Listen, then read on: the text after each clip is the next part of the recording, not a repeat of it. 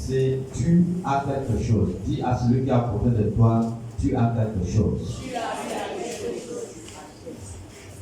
C'est le thème de ce matin.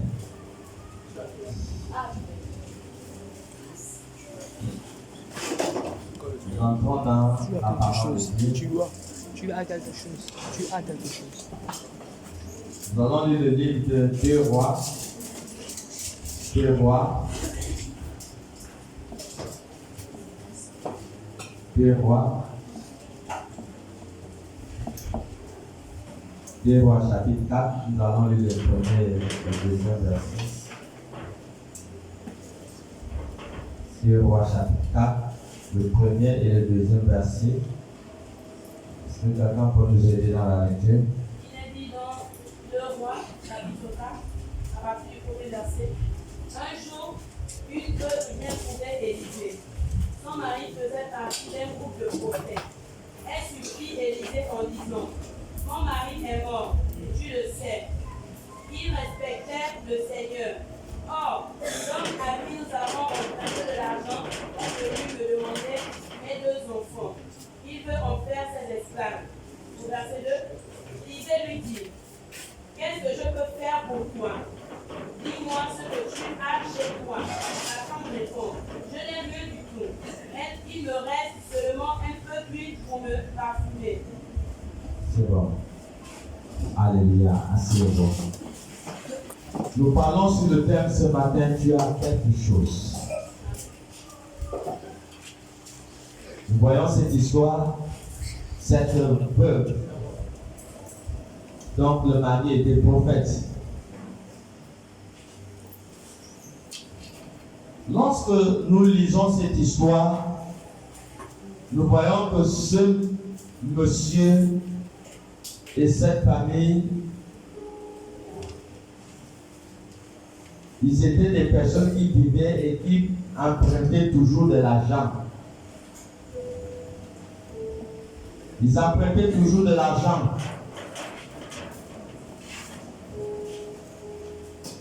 Et c'est arrivé que la mort est arrivée et il n'a pas pu rembourser ses dettes.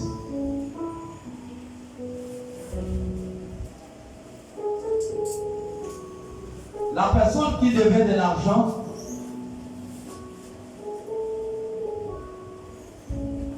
ne respecte même pas la personne qui est morte. Tout ce qui l'intéresse, c'est son argent. Il s'en foutait si le monsieur est mort ou pas. Il dit: mon argent, je dois l'avoir de tous les moyens. Il arrive dans la maison de cette veuve. Il dit: si ton mari est mort, mes condoléances. Mais moi, je veux mon argent. Il dit à la dame: tu sais que ton mari me devait de l'argent? La femme lui dit: je n'ai pas d'argent. Il dit: bon, comme tu n'as pas d'argent, je vais prendre tes 2 enfants qui vont me servir d'esclaves. La femme était tourmentée.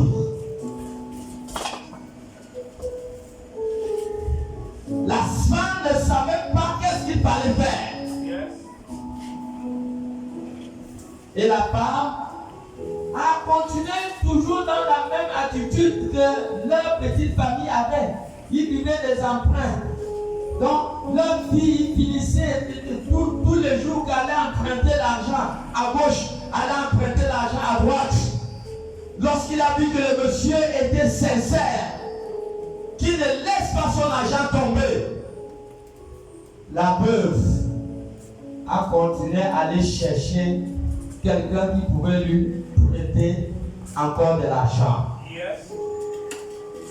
Et cette veuve arrive auprès d'Élisée. Elle expose le cas à Élisée. Pour lui: Élisée, tu sais que mon mari était un prophète comme toi. Attends, en attendant parler cette femme, c'est comme si elle voulait, parce que son mari était prophète, obligé Élisée à l'aider obligatoirement. Écoutez l'histoire. À la grande surprise de la femme, elle s'attendait que lorsqu'elle a fini d'exposer son problème à Élisée, Élisée va entrer dans sa chambre et lui faire sortir le paquet d'argent qu'elle avait besoin. Elle est d'abord étonnée que depuis qu'elle explique le problème à Élisée, Élisée n'entre pas dans la maison, Élisée n'entre pas dans sa chambre. Mais Élisée lui dit, qu'est-ce que tu as? Élisée lui dit, qu'est-ce que tu as? Écoutez, la nature, la femme va exprimer sa nature par le langage. Elle va dire, je n'ai rien. Est-ce que quelqu'un comprend? Elle dit, je n'ai rien. Dis à celui qui est à côté de toi, tu as quelque chose. Dis-lui, tu as quelque chose. Dis, il ne faut pas avoir la mentalité des veuves et des pauvres. Alléluia. Est-ce que quelqu'un est là pour acclamer pour Jésus? Il ne faut pas avoir la mentalité des pauvres et des veuves. Elles vont toujours te dire qu'elles n'ont rien. Et c'est là que tout a commencé. Au-dedans d'elle, elle se disait qu'elle n'a rien. Au-dedans d'elle, elle croyait que la solution à son problème viendra de l'extérieur. Est-ce que quelqu'un comprend? Quelque part tu es là, tu dis je n'ai rien. Et tu te limites dans ta nature. Comme tu n'as rien, c'est comme ça que Dieu m'a créé, je n'ai rien. Mais pourtant, tu as quelque chose. Cette femme avait quelque chose. Parce que si cette femme n'avait pas quelque chose, Élisée ne devait pas lui demander que tu as quoi. Parce que Élisée savait que la solution à son problème ne viendra pas d'une intervention extérieure, mais la solution à son problème viendra de ses propres efforts. Voilà pourquoi cette dame, la petite famille, vivait toujours en train d'aller emprunter de l'argent. Emprunter de l'argent. Et nous voyons aujourd'hui des personnes qui ont cette mentalité. Qui a pris tout le mois, qui n'a qu'à aller emprunter, aller prendre le bon chez les Maliens, aller prendre le bon chez les Libanais, aller prendre la voiture en crédit. Ce qui fait que quand tu prends même le crédit là, les gens qui te donnent le crédit là, ils couvrent même le double de ce qu'ils t'ont donné. Et en quelque part, tu deviens esclave inconsciemment sans ta rencontre. Et pourtant, tu n'es pas quelqu'un qui n'a rien. Tu es quelqu'un qui est dans l'abondance. Mais le fait que toi-même, tu as affligé une image de ta personne, même le ciel ne pourra jamais te changer. Aucune personne dehors ne pourra te changer. Si, par Élisée, avait les capacités de pouvoir, elle lui-même aidait cette femme, il devait le faire. Mais Élisée a vu que cette femme avait une mauvaise nature. Ils étaient esclaves. Et Élisée voulait lui délivrer de sa coquille qu'elle se retrouvait. Élisée voulait délivrer cette famille de cet esclavage qui se trouvait. Et voilà pourquoi Élisée va lui dire que qu'est-ce que tu as? Donc ne dis jamais que je n'ai rien. Et nous voyons beaucoup de personnes aujourd'hui sont dans le manquement. Pourquoi? Tu vas lui demander un petit service, il va te dire je n'ai rien. Tu vas lui dire de faire quelque chose, il va te dire je n'ai rien. Je n'ai rien là. C'est la nature avec la personne. Puisque ta nature est comme ça, puisque tes pensées sont comme ça, dans ta pensée, tu as mis dans ta pensée que tu es un pauvre. Tu as mis dans ta pensée que tu n'as rien. Et l'homme est comment? Lisez Proverbe 27. Proverbe 23, le verset 7. Proverbe 23, verset 7. L'homme est comment? Proverbe 23, le verset 7, oui. Il est dit, en effet, il n'est pas ce qui parle.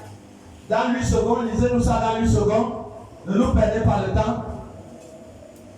Proverbe 23, le verset 7. Proverbe 23, le verset 7, il est écrit, car il est comme les pensées de son âme. L'homme est comme les pensées de son âme. Mange et bois. Est-ce que c'est bon? L'homme est comme les pensées de son âme. Donc tu ne peux pas, ta position ne peut pas aller au-delà de ce que tu penses de ta personne. Dieu ne peut, si tu ne penses pas que demain tu peux être quelqu'un, si tu n'as pas la pensée que tu peux avoir une entreprise, que tu peux être quelqu'un qui a des travailleurs, tu seras toujours la même personne dans sa mentalité, je n'ai rien, dans sa personne qui dépend toujours des autres. Pourquoi? Parce que l'homme est comme ses pensées. Regarde la nature de la personne. Regarde la position peut-être financière de la personne. La position financière de la personne n'est pas différente de ce qu'il pense. Ce que tu penses et c'est ce que tu es. Mais le ciel ne peut pas changer ton statut tant que toi-même tu ne comprends pas que ce n'est pas cette nature, ce n'est pas cette position que Dieu m'a appelé à être. Éphésiens 3:20 dit que Dieu exauce non seulement notre parole, mais Dieu exauce nos pensées. Donc Dieu exauce ta pensée. Quelle est la pensée de ta personne? Quelle est la pensée de ta famille? Voici cette veuve. Cette veuve, il n'avait pour elle. Elle se disait qu'elle n'avait rien. Et c'était la nature de la famille. C'était la nature de la famille. Il n'avait rien, c'est ça. Et il vivait qu'aller emprunter de l'argent. Mais la Bible nous dit quoi? La Bible nous dit que tu n'emprunteras pas de l'argent dans Deutéronome 15. Le verset 6. Dieu parle à Israël. Dieu dit à Israël, tu n'emprunteras pas de l'argent. Il dit, c'est toi qui prêteras à beaucoup de nations.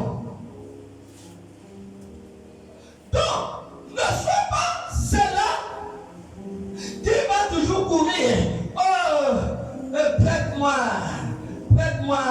Proverbe 22, le verset 7 dit quoi? Prête-moi. Mais quand tu dis de prêt, celui qui te prête, automatiquement, tu deviens son esclave.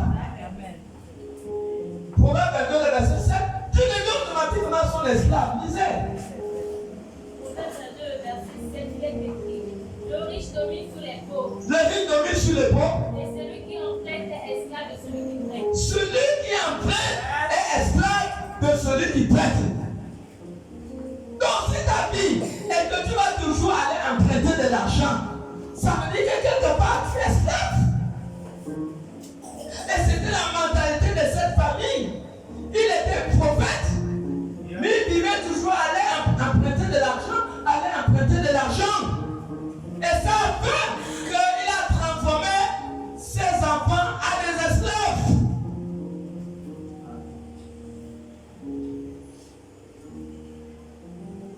Qu'est-ce Qu'est-ce que Dieu peut faire pour toi si ta pensée et que ta vie ne peut jamais changer? Qu'est-ce que Dieu peut faire de toi si tu ne penses pas un jour que ton statut peut changer? Si au-dedans de toi, c'est toujours je n'ai rien. Je n'ai rien. Amen. Amen. Au nom de Jésus-Christ, on chasse cet esprit de je n'ai rien. Amen. Amen. Au nom de Jésus, je proclame l'abondance dans nos vies à partir de ce matin. Ne te regarde pas comme un pauvre. Dis je ne suis pas pauvre. Oh non. Dis je ne suis pas pauvre. J'ai quelque chose. Dis à celui qui a volé de toi, tu as quelque chose. Dieu ne peut pas vous changer. Si vous-même, vous n'êtes pas prêt à changer. Le message de ce matin a une puissance de changer le statut de quelqu'un. Si c'est toi, tu dis le premier Amen.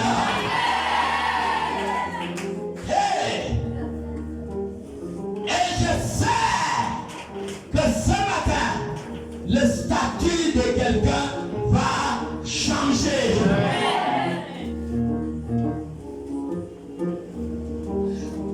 Le blocage, c'est ce que tu penses de toi.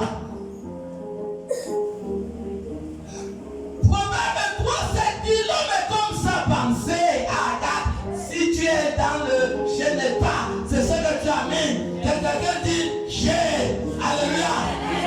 La parole de Dieu dit que le peuple dit je suis fort. Amen. Que celui qui n'a pas dit il y en a, j'en ai. J'en ai. Alléluia. Il y a même celui qui a côté de toi, après le film même, je peux te payer même un jour. Alléluia.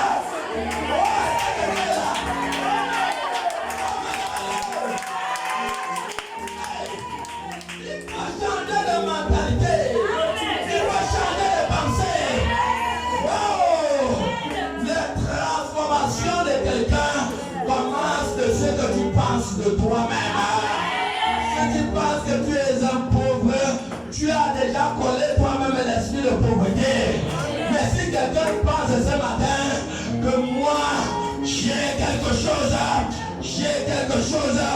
pour ma famille, que quelqu'un dit j'ai quelque chose pour ma famille, j'ai quelque chose pour ma famille, j'ai quelque chose pour mon quartier, j'ai quelque chose pour ma nation. Alléluia. Tu as quelque chose. Et voilà pourquoi Élisée a dit, qu'est-ce que tu as? Et cette femme a dit, au fait, malgré que je n'ai rien, elle dit, j'ai un peu d'huile. Élisée lui dit, tiens, c'est ce que je voulais entendre. Il cherche beaucoup de récipients. Entre simplement dans ta chambre. Alléluia. Et le mystère et le miracle va déclencher. Cherche les récipients. Tu as quelque chose. Et la femme a compris. Oh, je me suis fait esclave pour rien. Alors que je pouvais être directrice d'une entreprise. Elle a cherché. Elle a rassemblé tous les récipients dans la maison.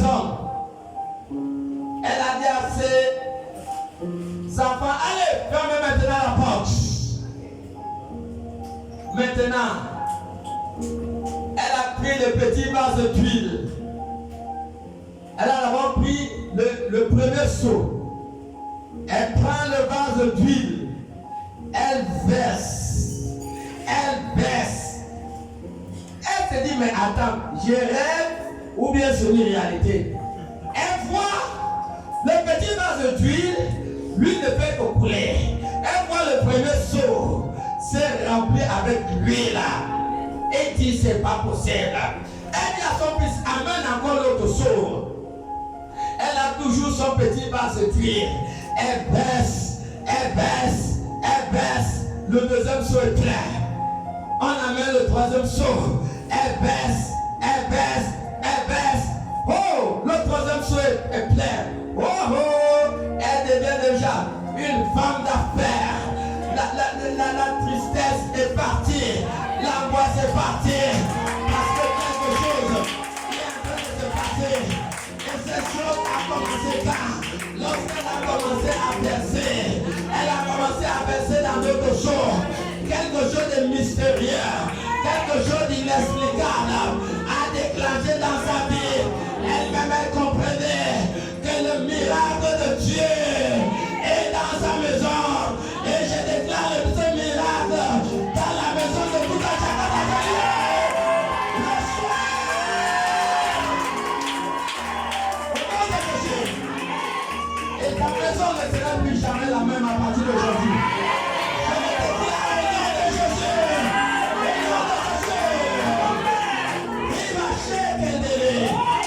Je chasse l'esprit de générien.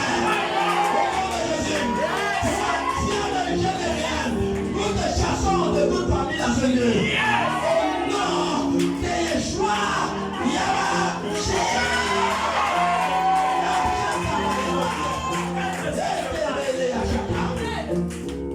quelque chose a déclenché dans la maison. Au nom de Jésus. Bethléem était le lieu le plus méprisé. Mais le monde fera des miracles extraordinaires à travers l'assemblée de la mission.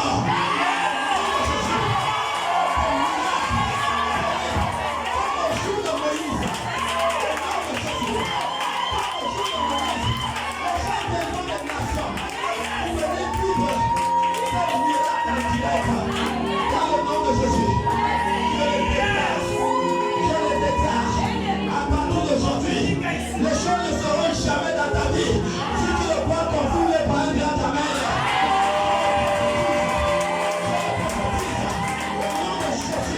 Au nom de Jésus, pour l'esprit de pauvreté qu'on t'a collé, je maudis cet esprit ce matin. Je déclare, il dégage de ta vie, il dégage de ta maison. Au nom de Jésus, une histoire nouvelle, regarde dans ta maison à partir d'aujourd'hui. Dans le nom de Jésus, les choses ne seront plus jamais les mêmes. Lorsque cette femme a commencé à verser, quelque chose a commencé. Quelque chose a commencé. Elle a constaté que l'huile ne manquait pas dans son petit vase. L'huile ne manquait plus dans son petit vase. Qu'est-ce qui s'est passé exactement? Cette histoire nous enseigne quoi? Cette histoire nous enseigne que tant que tu vas verser de l'huile dans la vie d'une autre personne, tant que tu verseras de l'huile dans la vie d'une autre personne, l'huile ne manquera jamais dans ton bol. L'huile ne manquera jamais dans ta maison. Lorsque tu comprendras que le peu que j'ai, il faut que je commence à le verser dans le seau d'une autre personne. Lorsque tu comprendras que le peu que j'ai, il faut que je puisse le semer dans la vie d'une autre personne. Waouh! Je croyais que quelqu'un comprenait quelque chose à ma demande. Lorsque tu comprendras que ce peu que tu as, il faut que tu commences à semer ce peu dans la vie d'une autre personne. Wow! Et c'est ça, la jour du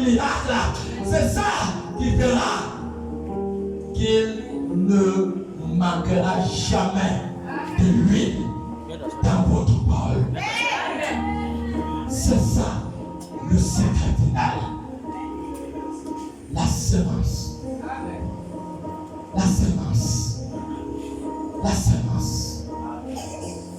1 Corinthiens 10, 24. La semence, frère. La source du miracle. La source du miracle. La semence. La semence. La semence. C'est pas accompli qu'il faut qu'elle commence à semer dans d'autres seaux en dehors du bol qu'elle avait. Est-ce que tu es là? Amen. On y va? Oui. 1 Corinthiens 10, 24 dit Oui. que personne ne cherche son propre intérêt, Que personne ne cherche son propre intérêt, mais que chacun cherche celui d'autrui. mais que chacun cherche celui d'autrui. C'est ça le mystère dans la maison de cette femme. Elle a compris qu'en dehors de son vase, elle doit verser un peu qu'elle avait où dans un autre seau. Wow! Dis à celui qui est à côté de toi, verse ton huile dans un autre seau. Et le miracle sera continué de faire. Aïe! Est-ce que quelqu'un comprend? Le miracle sera là. Il ne manquera jamais. Comment pouvez-vous imaginer qu'Abraham avait 318 de ses serviteurs qui mangeaient sur sa table? Waouh! Nourrir 318 personnes. Peut-être dans ta famille, vous êtes à 10 tous pour que les gens la mangent, c'est le problème. Mais Abraham, père, avec 318, hein maman, tu fais comme, il faisait comment pour nourrir 318 personnes chaque jour. Dis à celui qui est à côté de toi, le miracle. Le miracle. Le miracle. Le miracle. Le miracle. Il a compris que tant que tu obéis au principe, le miracle est toujours continuel. Tant que tu obéis au principe de quoi? De ton petit bol d'huile là, verse-le dans un autre seau. Dis à celui qui est à côté de toi, verse ton petit bol là. Tu le verses dans un autre seau. Verse dans un autre seau. Dis, c'était le secret d'Abraham. Il pouvait nourrir 1000 personnes. Alléluia! Est-ce que quelqu'un est là pour comprendre autre chose? Est-ce que quelqu'un est là pour acclamer pour Jésus?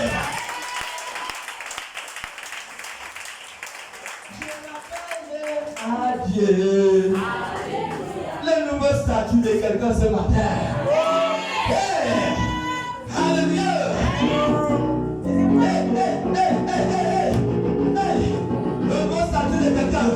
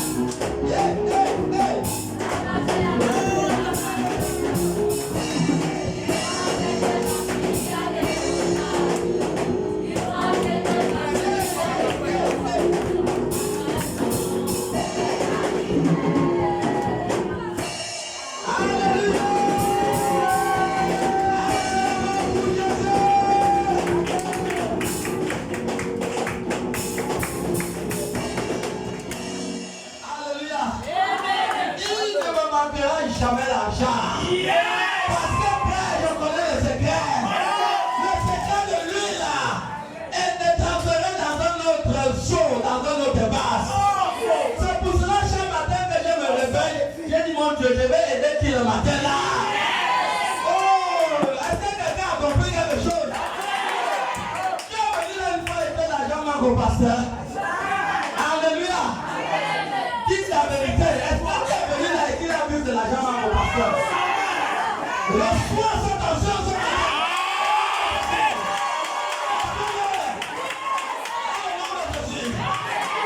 Tu changes ce matin.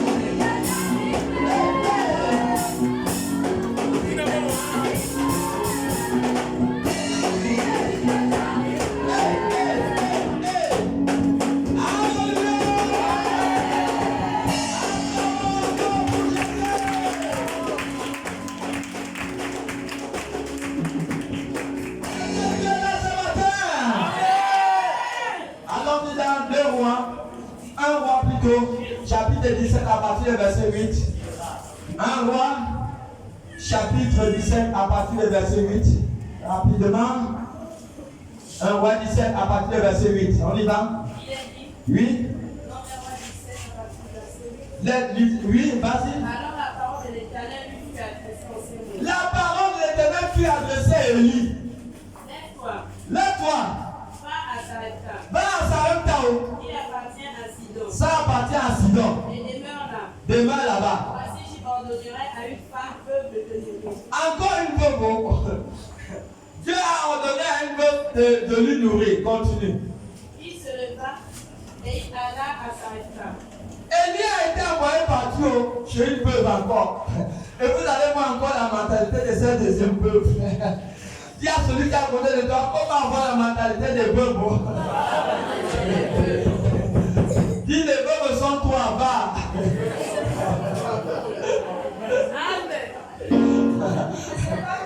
C'est bon, c'est beau. Les veuves sont bas. Dis à celui qui a côté de toi, il ne faut pas être à bas. Ok, continue. Quand il arrivait à l'entrée de la ville, voici, il y avait là une femme veuve. Il y avait là une veuve. Il ramassait du bois. Elle ramassait le bois. Il l'appela et dit, Il appelait et dit, va me chercher, je te prie un peu d'eau dans un vase afin que je boive. oui, il a dit, va un peu me chercher un peu d'eau pour que je boive. Et elle alla en chercher. Pour l'eau, il n'y a pas de problème, je peux te donner l'eau, ça c'est bien. Allez, prends ici, donne le frère, bois l'eau. Alléluia, continuons. Il appela de nouveau. Il appela, il dit, oh, l'homme là m'appelle encore. Et lui, apporte-moi, je te prie, un morceau de pain dans ta main. hey, là, il a touché, il ne fallait pas toucher. Élie dit à cette femme, où tu vois là, le 7e ministère, là-bas c'est vide. Apporte-moi un peu de pain. Là, dans le bas, là, ça réclame. Maintenant, quelle était la réponse de la femme? Elle répondit, l'Éternel ton Dieu est vivant. L'éternel de ton Dieu est vivant. Je n'ai rien de plus. Oh, arrête-toi déjà là. Elle dit comment? Je n'ai rien. Est-ce que quelqu'un comprend? Elle dit je n'ai rien. Écoutez bien. Elle n'a rien, non? Mais le ciel savait qu'elle était dans l'abondance, oui ou non? Dieu a dit Élie, pour elle, n'y avait rien. Mais pour le ciel voyait l'abondance dans sa vie.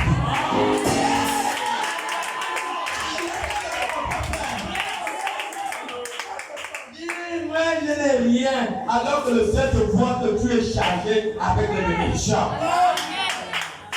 Alléluia. Oh, mais le ciel savait que mais il y avait beaucoup de peuples en Israël. Mais la maison de tel peuple est une maison mise à part. C'était une maison reconnue dans le ciel. Comme ta maison est reconnue dans le ciel. Tu n'es pas dans la présence de Dieu en vain. Mais c'est parce que tu es reconnu par le ciel. Au même titre que cette veuve. Mais cette veuve a bloqué et a empêché pendant longtemps que le ciel puisse intervenir dans sa maison. Pourquoi? Parce que l'abondance dans sa maison dépendait de la manière qu'elle va prendre le peuple qu'elle avait pour déclencher le processus du miracle. Elle devait prendre le peuple qu'elle avait donné. Aïe, est-ce que quelqu'un comprend? Oh, God. Une maman au village, elle mange l'arachide, elle mange aussi ce qu'elle doit semer à la semaine, à la prochaine plantation. Est-ce que la maman mange l'arachide qu'elle doit aller semer? Dis à celui qui est à côté de toi. Est-ce qu'on mange la semence? Tu ne peux pas manger la semence. Signer à la propriété. Oh, est-ce que quelqu'un me parle quelque chose? Dis à celui qui a côté de toi, mon frère, c'est ça le problème que je n'ai rien dans ta vie. Parce que tu manges pour toi et tu manges aussi ce que tu dois semer. Quand tu manges la semence, et là, le moment de la récolte, tu vas récolter quoi? Si c'est là, tu dis, je n'ai rien. Je n'ai rien.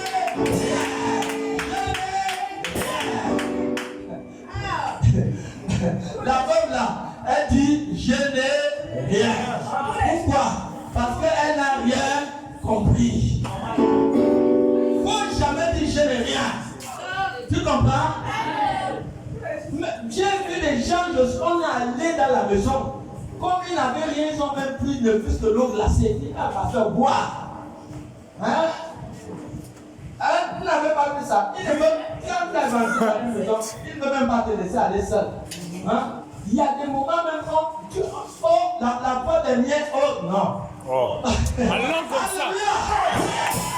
Oh my God. Il y a des familles qui disent d'évangéliser, qui connaissent l'autorité qui incarne au-dedans de vous.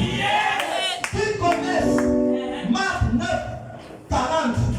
Qui dit que celui qui vous reçoit en vous donnant un simple verre d'eau ne ratera pas sa récompense. Et ces personnes localisent. Ils localisent comme cette femme tsunamite. Cette femme tsunamite, toujours dans 2 ou 4, elle a localisé l'homme de Dieu et dit non, ça c'est un homme de Dieu. Je ne dois pas le laisser passer comme ça. Parce que c'est des déclencheurs de miracles. Et je déclare ce matin que le miracle déclenche dans ta maison, dans ta vie. Si je suis un homme de Dieu, que cette parole s'accomplit dans ta vie. Au nom de Jésus, je le déclare aujourd'hui. Cette femme tsunamite, c'est que l'argent ne peut pas lui donner. Elle n'avait pas d'enfant. Elle était une grande dame. Mais parce qu'elle a reconnu l'autorité qui incarnait un homme de Dieu, elle lui a construit une chameau. Elle a commencé à assurer le 7e ministère. Le ministère de l'Intérieur. Et le ministère du ventre. Elle a assuré le ministère du ventre. Le nom de Dieu. Elle peut manger. Ça sort comme ça. Ça sort comme ça. Ça ne peut plus rester, ça Il sort. envoie son serviteur. C'est une femme qui a tout. Et Élisée reçoit la révélation que cette femme n'a pas d'enfant. Elle dit dans bien. Élisée dit si je suis un homme de Dieu, je déclare que l'année prochaine tu auras un enfant. Et je déclare ce matin que si quelqu'un est stérile, c'est la fertilité.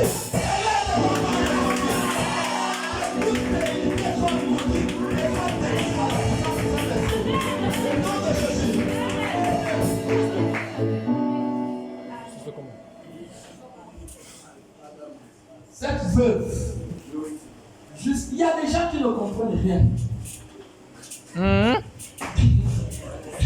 Il y a celui qui a côté de toi, il faut comprendre. Mais vous ne voyez pas comment ici c'est là pour faire le bien.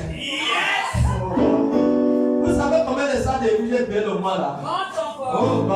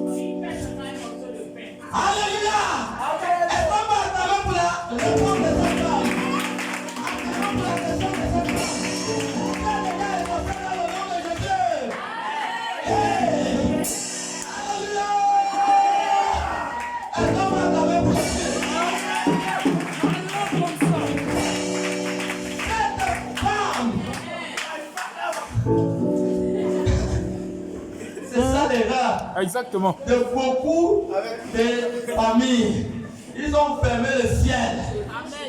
Parce que leur argent, leur salaire, c'est pour eux, leur projet, leurs femmes, leurs enfants. Et automatiquement, vous fermez le ciel. Et c'est ça le problème de la veuve de Sarepta. Pour le ciel a reconnu sa maison comme une maison d'importance. Mais elle-même, elle avait la clé pour ouvrir le ciel. En prenant quoi? En introduisant une troisième personne dans sa maison, dans son programme d'argent, en introduisant une troisième personne dans son programme de gâteaux. Si à celui qui est à côté de toi, programme une autre personne dans ton gâteau.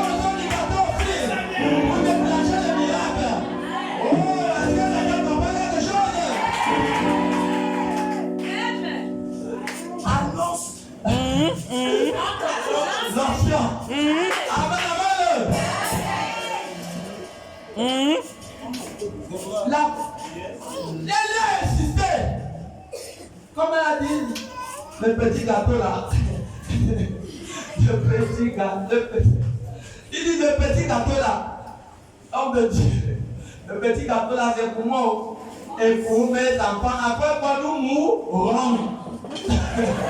Donc quand ton argent sert pour toi-même, pour ta petite famille, tu meurs financièrement et après nous mourrons.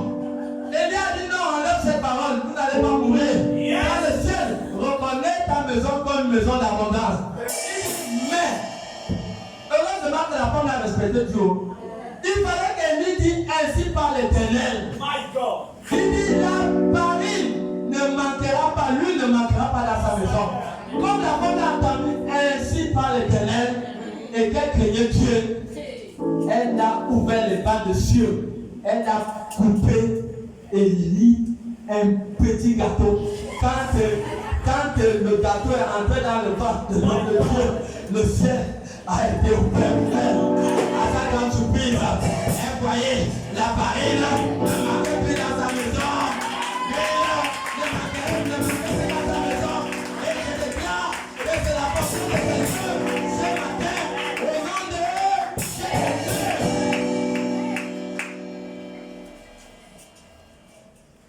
Genèse 8, 22 dit. Yes. Tant que la terre existe, les semailles et les moissons existeront toujours. Amen. Les semailles et les moissons existeront toujours. Tant que le ciel existe. Et nous devons comprendre que la vie, il faut s'aimer. Il faut s'aimer. C'est la semence. C'est la semence qui ouvre le ciel. Cette femme, il fallait que son ciel soit ouvert lorsqu'elle a juste coupé un petit gâteau. Et elle a donné ça à Élie. Son ciel a été ouvert. Écoutez bien. La pluie descend du ciel pour arroser la terre. Lorsque Dieu a créé la terre, il n'y avait aucune herbe sur la terre. Pourquoi? De un, parce que la pluie n'était pas encore tombée. La pluie n'était pas tombée, pourquoi?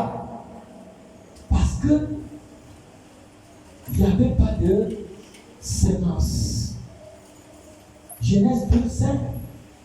Tu peux lire la pluie de l'arrière-saison.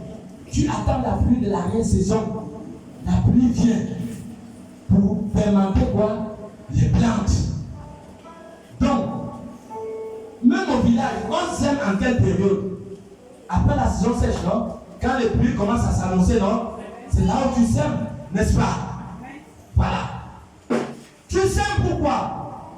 Parce que tu vas t'attendre à une récolte demain. Tu es là? Amen. Hein? Donc, parce qu'il n'y avait pas encore de semences sur la terre, c'est la raison pour laquelle Dieu n'avait pas fait descendre la pluie. Voilà pourquoi, toi et moi, nous devons comprendre ce matin que la vie, elle est faite de semailles et de moissons. Le je n'ai rien, c'est normal. Tu n'as rien. Qu'est-ce que tu as d'abord semé? Rien. Cette femme, est-ce qu'elle avait semé quelque chose? Quelle était la réponse de sa nature, de sa bouche? Elle n'avait rien. Mais son statut a changé quand? Lorsqu'elle a commencé à s'aimer. Donc, ce qui ouvre le miracle, la parole de Dieu, ce n'est pas les belles discours, mais c'est une démonstration de la puissance de Dieu. Tu veux le miracle, commence à s'aimer. Même les mamans au village, ils sèment l'arachide parce qu'ils vont récolter les saisons qui viennent. Maintenant, toi, tu veux les 10 000, tu veux le travail, tu as semé quoi d'abord? Le sommeil. Tu veux une position, tu as semé quoi? Et c'est ça, l'esprit de je n'ai rien. Et que Dieu, ce matin, bénisse quelqu'un. Alléluia. Est-ce que le statut de quelqu'un change ce matin? Quand quelqu'un vient te demander là, il ne faut pas dire je n'ai rien. Encore tard. Tu as compris? Tu ouvres le sac, maman, le dernier billet de 500 là. Tu dis, mon ami, on va diviser ça à 2. Oh! Ah, tu n'as pas compris. là, quand tu ajoutes 3 zéros, ça fait combien? Ça fait combien? Oh my God! Mon ami, qui ne veut pas, qui veut seulement les 500, qui veut le miracle, non? Tu dois faire comment? Tu dois s'aimer, non? Tu les 500, tu fais comment? Tu divises, non? Et ce que tu donnes là, c'est la semence. Et ça va faire comment? Ça doit produire du fruit. Amen. Dis à celui qui est à côté de toi, ne t'en fais pas. Même si c'est pas aujourd'hui, je vais te payer le coca. Dis-lui ça. Dis-lui ça. Alléluia. Amen. Amen. Acclamons pour le Seigneur.